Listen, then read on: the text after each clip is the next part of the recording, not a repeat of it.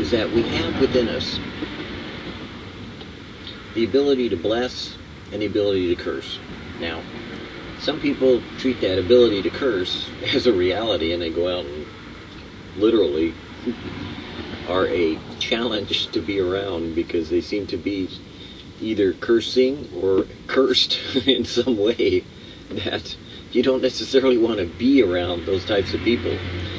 But to be a blessing, isn't that kind of awesome if you thought of yourself as a blessing to someone?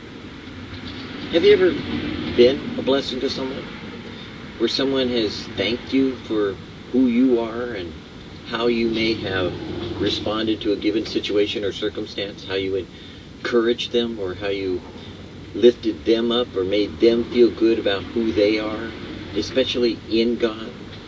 Have you ever taken the time to infuse to them the strength they need when they are weak? And then have you walked away and let the Lord receive the glory for it? Because there's nothing good in you. You're like me, and we're both sinners and saved by grace, and we fail miserably. If we're given 5 minutes alone, we sin. That's my favorite expression. Because it says that a righteous man falleth down 7 times and rises up again. But there's more to just being an encouragement to a person. Have you been Jesus today to someone? Have you let God speak through you to someone else? If you have, don't take credit for it. God could have used a jackass, but he just happened to use you. So don't be surprised if God, in some way, chooses to inspire in you the words that come to touch someone else's life. And you're just as amazed as they are. But recognize that it is God who is at work both to do and to will of his good pleasure in you as he works through you to touch someone else's life. Because it's his purpose, it's his design, and you just get blessed by being used. It's kind of fun. I like it, don't you? In Streams in the Desert, surrender yourselves to God as living men who have risen from the dead. Romans 6:13. I went one night to hear an address on consecration.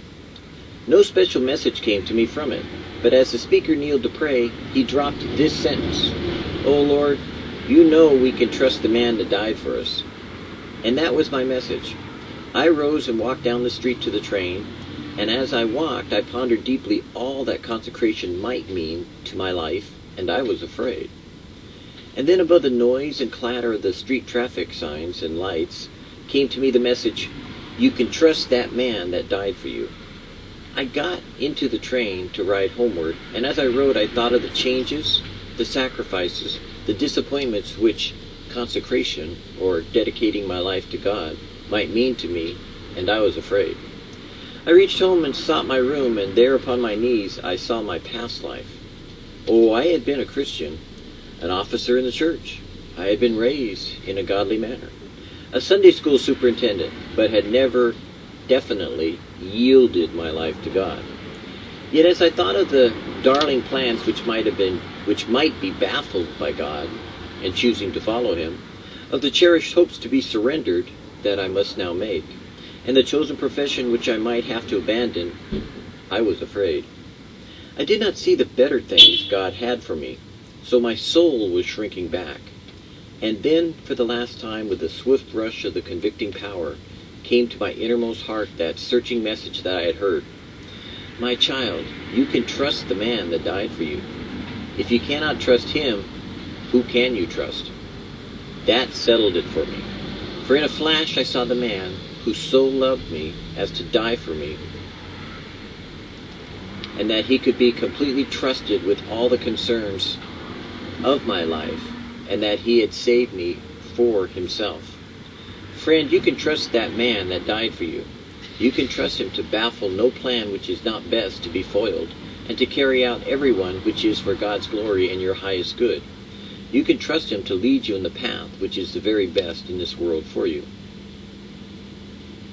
Life is not salvaged to be saved out of the world, but an investment to be used in the world. I have a favorite scripture that I always use, and I say that if you want to sum the Bible up into one sentence, well, one scripture, well, it's two scriptures, but anyways, if you want to sum it all up into a nutshell, if you want to make it the simplest that it could possibly be, if you want to bring it all down home to one thing that you could memorize, I guess, and say, then it would be, trust in the Lord with all thy heart, lean not into thine own understanding. In all thy ways acknowledge him, and he shall direct thy path. Because you see, any circumstance that you find yourself in, if you trust him, then, with all of your heart, he will direct your path. So as he directs your path, then if you're trusting in him, you're building a relationship, and you're beginning to get into conversation, and you're beginning to grow, and then he can tell you what to do, and he can tell you which way to go, and he can tell you what to be, and he can tell you how to see, and he can tell you how to hear, and he can tell you what to do. You see? But we don't like it simple. We like it complicated. We want to make it more. But it always is going to boil down to one thing. Do you trust him? That's what it boils down to. Every day of your life and every moment of your day. Do you trust him? If you do, then you can walk through this life without a fear, without a worry, without an anxiety. Because he will bring you to the place of complete trust in him with all of your heart. Because he doesn't ignore the fact that you have chosen to make him your trust. He doesn't say, oh, well, that's not good enough. I want you to trust and do this. He doesn't say, I want you to trust and then do this.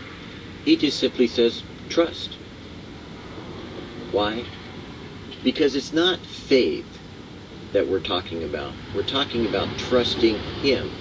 Trusting his actions, his words, his life, his promises, his faith, his everything for your nothing. Because in everything you can give thanks to God for what he has done. Because he is taking care of you as being the author and the finisher of your faith. So while you may be somewhere stuck in between, God will complete the work he's begun in you. All you have to do is pretty simple. Or maybe it's complicated for you. You just have to trust him.